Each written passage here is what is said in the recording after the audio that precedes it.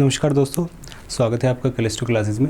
देखो, एक चर्चा आपने अपने गांवों में, अपने आसपास के लोगों से या सोशल मीडिया के माध्यम से या यूट्यूब पर उसकी काफ़ी वीडियोस इस तरह की चल रही हैं, फेसबुक वगैरह पर जो सोशल मीडिया के प्लेटफॉर्म हैं, कि 2023 में कोई संधि है टर्की को लेकर जो ख़त्म होने वाली है। और जो ओटोमन एम्पायर था उनका, जो 1922 में उसका ख़ात्मा हो गया था, उसका डिमोलिशन हो गया था, कि वो रिवाइवल होने वाला है। उसमें जो संधि इस तरह की जो बताई जाती है कि जो 2023 में, उसको 1923 के बाद 100 साल पूरे हो रहे हैं, उसको आज देखते हैं कि क्या वो सब वास्तव में कुछ उसमें सच्चाइयाँ हैं या वो आधारहीन हैं। वो किस तरह से वो जो अफवाहें हैं या जो मिथ बने हुए हैं, वो उनको देखते हैं कि उनमें कहाँ तक जो तर्क है या तर्क नहीं, जो तथ्य है, जिनको तथ्य बोल सकते हैं, कि तथ्य कहाँ तक उनको सही ठहराने की कोशिश करते हैं। तो देखते हैं, बेसिकली उसको समझने से पहले हमें उसका जो बेस है, उसका जो आधार है, कि वो शुरुआत कहाँ से हुई।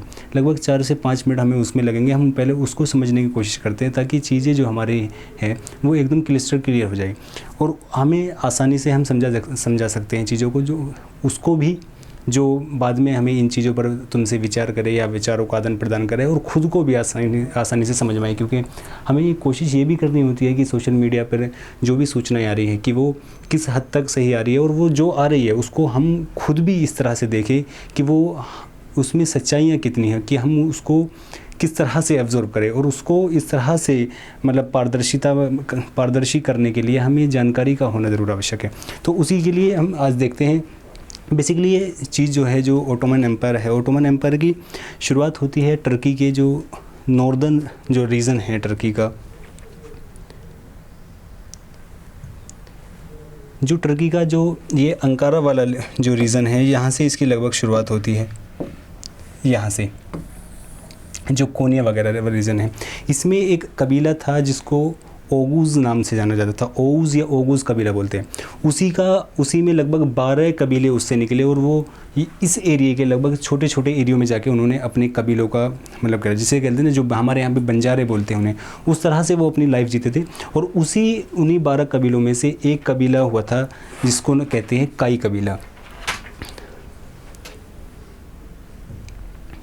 उसी काई कबीले के एक सरदार हुए थे उत्तमान बेसिकली तुर्की भाषा में बोला जाता है, लेकिन जो हमारी हिंदुस्तानी शब्दावली है या हमारी जो उर्दू या यहाँ की जो हिंदी जो वर्णमाला है, जो उसमें तय को बेसिकली उससे पढ़ा जाता है, और उस्मान यहाँ पे उसको उस्मान डिनोट किया जाता है। तो उसी से ये उस्मानिया सल्तनत बनी। ये उसमें जो उस्मान है, इन्होंने उसको जो सल्तनत बनी, जो ओटोमन एम्पायर बना, इनको इस तरह का मतलब इसमें एक ऐसा कहा जाता है कि इनको एक सपना आया कि इनके पुष्ट से, इनकी पीठ से एक पेड़ निकला है, और उस पेड़ ने अपनी शाखाएं जो है लगभग 3 महाद्वीपों तक फैलाई है। मतलब ये उसके बनने के बाद ऐसी कहावतें हैं, पता नहीं इसमें कितनी सच्चाइयाँ हैं। तो ये इन जो उस्मान है, इन्होंने 1299 में वहाँ उस सल्तनत को शुरू किया, और वो सल्तनत दुनिया की जो बहुत बड़ी सल्तनतें हुई है उसमें, जिसमें हमारे यहाँ पर जैसे अशोका द ग्रेट का एम्पायर था, यहाँ पर हमारे चंद्रगुप्त मौर्य का एम्पायर था, और दुनिया में जैसे सिकंदर का एम्पायर था, या चंगेज़ खां का जो मंगोल का एम्पायर था। ये ऐसे बड़े बहुत सल्तनतें हुई हैं जो बहुत लंबे एरिया तक और बहुत लंबे समय तक इन्होंने शासन किया। उसी में से एक ये ओटोमन एम्पायर भी है, जो 1299 में शुरू होकर 1922 में लगभग इसका डिमोलिशन होता है। अब इसके जो डिमोलिशन है, इसका जब डिमोलिशन है, जैसे कोई भी जब सल्तनत शुरू होती है तो एक पीक ऐसा आता है, कि एक समय ऐसा आता है कि वो उस पर पीक पर होती है। तो इस सल्तनत का बेसिकली जो वो समय था, वो इसका समय था लगभग 1680 के आसपास। 1683 में ये अपने बिल्कुल पीक पर थी, जिसको बोलते हैं ना, एक पीक आता है उसका, बिल्कुल पीक पर थी। सबसे ज़्यादा एरिया 1683 के आसपास था। 1683 के बाद से वहाँ पे कुछ समय ठहरती है, वो कुछ ऐसे शासक आते हैं जो उसको रोके रखते हैं, लेकिन उसके बाद कुछ परिस्थितियाँ ऐसी बनती है, उस परिस्थितियों में बहुत से जो कारक जो है वो कार्य कर रहे होते हैं। वो कारक राजनीतिक कारक भी होते हैं, वो आर्थिक कारक भी होते हैं, क्योंकि जब आर्थिक स्थितियाँ किसी सल्तनत की कमज़ोर होती हैं तो वो अपने जो युद्ध है, जो वॉर होते हैं, उसको फंडिंग नहीं कर पाती और वो युद्ध जो है हारती रहती है। और उसी क्रम में वो अपने जो भूमि एरिया है उनको हारना शुरू करती है। तो 1683 इसका वो टाइम पीरियड है जहाँ इसका पीक समय होता है, और उसके बाद ये डाउनफॉल इसका होना शुरू होता है। और वो जो डाउनफॉल की प्रक्रिया है वो लगभग 1900 के आसपास जो है बड़ी तीव्रता से बढ़ती है वो। और फिर 1900 में 1914 के आसपास आपको पता है कि प्रथम विश्व युद्ध की शुरुआत होती है। और प्रथम विश्व युद्ध में जो दो पार्टियां थी, जो अलाइज कंट्री थी और जो उसके विरोध में थी, अलाइज कंट्री में जो शामिल थे, जिसमें यूएस, यूके वगैरह शामिल थे, जो उस समय की मतलब जो सुपर पावर मानी जाती है वो शामिल थे। इनके विरोध में टर्की वगैरह और जर्मनी वगैरह इनके विरोध में थे। तो ये लोग जो है विश्व युद्ध हार जाते हैं, और हारने के बाद जो 1920 में लगभग 1920 में एक संधि होती है। 1920 में एक संधि होती है जिसको संधि को बोलते हैं सी ब्रिज की संधि। सी ब्रिज या सेवरिज उस संधि को बोला जाता है। उस सेवरिज की संधि से जो उस्मानिया सल्तनत थी, बेसिकली टर्की का उस समय तक कोई अस्तित्व नहीं था, तो जो उस्मानिया सल्तनत थी, उस्मानिया सल्तनत का डिमोलिश कर दिया जाता है इसको। और डिमोलिश करके जो विजेता लोग थे, जो विजेता देश थे, जिसमें यूएस था, यूके था, फ्रांस था, इटली था, वो लोग जो है जो इसका एरिया था उस पर कब्जा कर लेते। जैसे आप ये देखते हैं कि जो इसका नीचे वाला एरिया जिसमें फ़लस्तीन है या इज़राइल है, जो सीरिया है, उस पर फ्रेंच कब्ज़ा कर लेता है, कुछ एरिया पर इसके ब्रिटिश कब्ज़ा कर लेता है, कुछ पर इसके इटली कब्ज़ा कर लेता है। इस तरह जो इसका बहुत सारा एरिया है उसको जो जीतने वाले देश हैं वो उस पर कब्ज़ा जमा लेते हैं। अब उसी कब्ज़े के विरोध में टर्की में इंटरनली हिंसक विद्रोह शुरू होते हैं। आपने देखा होगा जब हम अपनी इंडियन हिस्ट्री को पढ़ते हैं तो उसमें हम खिलाफत मूवमेंट पढ़ते हैं। बेसिकली खिलाफत मूवमेंट जो था वो इस सेवरिज की जो संधि है इसी के विरोध में था, क्योंकि ऐसा माना जाता था कि जो उस्मानिया सल्तनत का या जो ओटोमन एम्पायर का जो शासक होता था वो मुस्लिम वर्ल्ड थे उनका खलीफा माना जाता था। क्योंकि जो ओटोमन एम्पायर था उसका जो शासन था वो इतना बड़ा था कि जो आज के जो सऊदी अरब में जो मुस्लिमों के जो सबसे पवित्र शहर माने जाते हैं मक्का और मदीना, और जो तीसरा शहर जो फ़लस्तीन में है, जो यरूशलेम है, उन पर सभी पर उसी का शासक का कब्ज़ा होता था, जो ओटोमन एम्पायर का शासक होता था।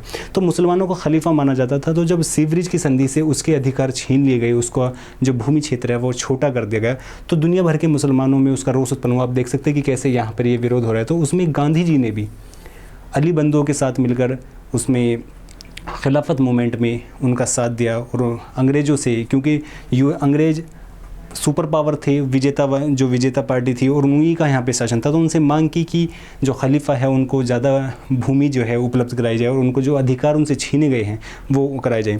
तो ये खिलाफत मूवमेंट पे, जब खिलाफत मूवमेंट के साथ और भी यहाँ पे विद्रोह होते हैं, जैसे मोपला विद्रोह वगैरह होता है, वो भी उसी से रिलेट करके देखा जाता है। तो जब इसका विघटन हो जाता है 1920 में, उसमें फिर हिंसक विद्रोह यहाँ पे भी शुरू होता है, जो क्योंकि कुछ एरिया ऐसा था जो अभी भी उसी के अख्तियार में था, उसी के कब्ज़े में था। तो जो यहाँ के लोग हैं वो हिंसक विद्रोह शुरू करके आसपास के एरिया को जो है छीनना शुरू करते हैं। अब ये अव्यवस्था की स्थिति जब वहाँ पे उत्पन्न होती है, क्योंकि लोग मर रहे हैं, लोगों के पास खाने के लिए इतना कुछ नहीं था, लोग कुछ कार्य नहीं कर पा रहे थे, तो जब भी उसी क्रम में एक यहाँ पर नेता निकल कर आते हैं, मुस्तफ़ा कमाल पाशा, जिसको बोलते हैं अतातुर्क। अतातुर्क बेसिकली जैसे हमारे यहाँ पे गांधी जी को फादर ऑफ द नेशन कहा जाता है, कि राष्ट्रपिता कहा जाता है, उसी तरह मुस्तफ़ा कमाल पाशा को तुर्की का जो है पिता कहा जाता है, फादर ऑफ द टर्की कहा जाता है। ये निकल कर आते हैं और ये बाकी जो देश है, जो अलाइज कंट्री थी, जो जीतने वाली कंट्री थी, उनसे जो है नेगोशिएट करते हैं और उनको नेगोशिएट करके उनको आश्वासित करते हैं, उनको आश्वस्त करते हैं कि हमें एक सम्मानजनक जो भूमि है जो एक उपलब्ध कराई जाए, जो हमारा कब्ज़ा कर रखा है उसको छोड़ा जाए, और एक ऐसा भूमि क्षेत्र हमें उपलब्ध कराया जाए जिसको हम अपना एक देश बना सके।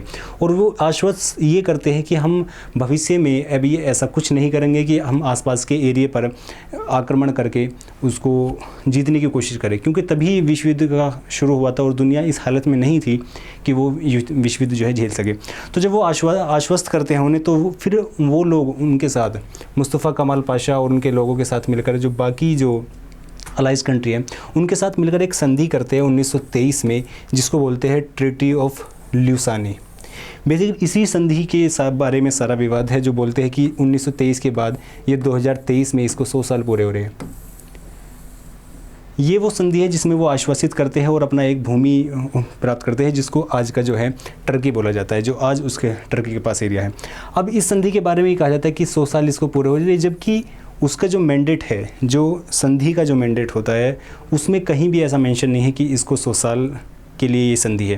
क्योंकि संधि से कोई व्यक्ति यदि चाहे, जैसे 1923 में ये संधि होती, तो यदि टर्की चाहता तो 1924 से भी इससे बाहर निकल सकता था। वो चाहता आज भी बाहर निकल सकता है, वो चाहेगा तो 100 साल बाद भी बाहर निकल सकता है। इसमें कोई भी टाइम पीरियड नहीं है। तो ऐसा कहीं भी कुछ नहीं है कि वो 2023 में उसको 100 साल पूरे हो रहे हैं और उस्मानी सल्तनत वापस आ जाएगी। बस वो ऐसा इसलिए है क्योंकि वहाँ जो शासक है आज के समय में, जो एर्दोगन शासक है, वो उनकी महत्वाकांक्षाएँ इस तरह की है कि वो मुस्लिम जो दुनिया है उसका एक तरीके से शासक मुस्लिम दुनिया का नेतृत्व करना चाहते हैं। तो उनकी ऐसी महत्वाकांक्षाएँ है, वो इस चीज़ों को उठाते रहते हैं। उनकी वो थोड़ी सी राजनीतिक इच्छाएँ भी हैं उसमें जो शामिल हैं। जैसे इसी में आगे एक ये भी चीज़ें होती हैं कि बोलते हैं लोग कि इसी संधि के कारण जो टर्की है वो अपने आसपास से जो पेट्रोलियम पदार्थ है उनको नहीं निकाल पाता है, और उसको नहीं निकाल पाने के कारण उसकी अर्थव्यवस्था जो है वो डाउन होती है और उसको बहुत नुकसान होता है। उसमें भी कोई ऐसी, जब हम देखते हैं, पढ़ने की कोशिश करते हैं, या जो मैरीटाइम लॉ है, जो समुद्री कानून है, उनको जब पढ़ने की कोशिश करते हैं तो वहाँ भी ऐसा कोई मेंशन नहीं है कि वो इस तरह से काम नहीं कर सकता है। उसमें जब हम इसको देखते हैं तो एक चीज़ हमारे सामने आती है, जो कोई भी देश होता है उसकी जो बाउंड्री होती है, उसकी बाउंड्री से एक, जैसे हमारा देश है,